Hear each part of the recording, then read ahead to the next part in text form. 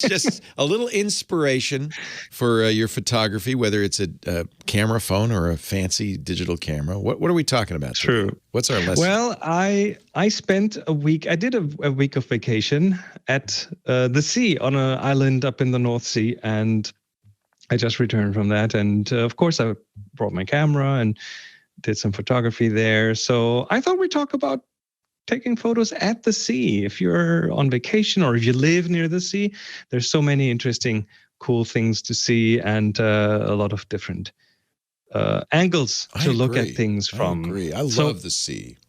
Oh yeah. So a few things. Just let's look at some photos here. First thing, if you shoot at the sea, where do you put the horizon? The line between the sky and the sea, because it's not that obvious, and a lot of people will go to the rule of thirds and try to put it on one of these third lines, which usually works. But my recommendation here is put the horizon so that it's not in the way of something that is interesting looking in the picture. So let's say you have interesting clouds in the sky, give them space. If the water in front of is interesting, if there's something interesting in the water, give that space. Just put it wherever it feels right. Trust your gut. That is certainly the right thing to do. Then make sure, and that's kind of a bit of one of my pet peeves, make sure to have the horizon really straight. If you don't get it right within the camera, then straighten it afterwards. You can always fix it in post, yeah. And especially with the water, if that's out of whack for just a half a degree, it'll look like it's running downhill. It'll be a bit of a problem. So that is something. Then what to include in a photo. I often try to include some form of landscape, either some rocks in the foreground or some, depending on where you are, you might have some other features there, or even include features that are man-made in the front, like a railing on a boardwalk, or I don't know, ships in a marina, for example. Which brings us to another thing, and that is reflections. As soon as we have water involved, we have reflections of some sort. Depending on how much wind there is, they might be stronger, less wind means stronger reflections. Let's put it that way around. So if it's an early morning, usually you have less waves and a bit more of the reflections, which can be really nice, which can add a real calming, symmetrical element to pictures. So I like looking at reflections or using them.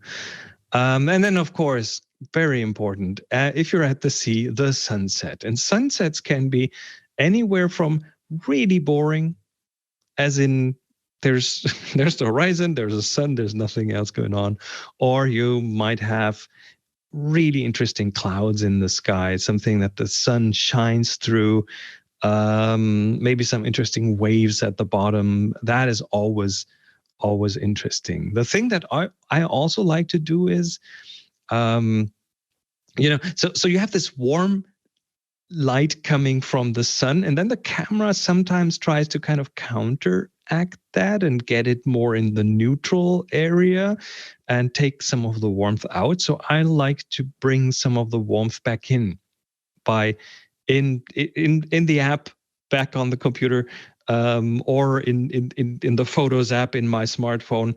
I increase the warmth a bit, the white balance, the warmth, whatever that is called in your app of choice. Always helpful. Make it golden. And if you can make it golden. Make it golden. Yes, yeah. That's right.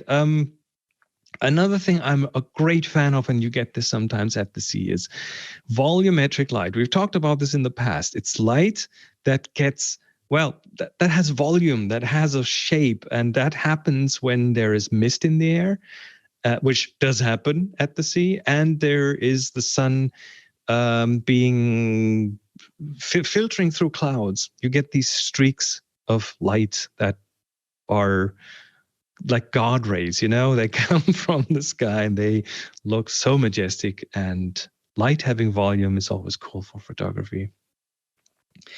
And then I also like including foreground elements. Like in any landscape kind of shot, I like something in the foreground. Everything's better with a little dog in it, I think. And in this case, in this photo, a little dog in the foreground. Now, this adds several things. Okay, we have a silhouette of a dog, which is not too much information, but it's nice. And we have a reflection, because in the front you have a bit of a tide pool kind of situation. So it's a little thing separated from the wavy sea, so that is more calm and gets better reflections, and that just combines a few of the things that we talked about. So I'm a fan of that, and I'm a fan of this, which, if you look at that, it looks like rocks sticking out of fog. So pretty. That is no fog. Oh. That is the sea, because what the photographer did here is take a long exposure. We're talking 30 seconds, a minute. So the photographer put an ND filter on the camera, like a very dark pair of sunglasses on the lens. And what that does is it allows you to expose longer and get the motion in the water to play out over time, and it smears the motion and it gives it the surreal kind of feeling, and you end up with this very wispy kind of water surface that it's hard to describe, but if you see it, the photo looks a bit strange, a bit artificial, a bit surreal, but it adds I think a very calming kind of touch to it. Some really good ideas. We'll put a link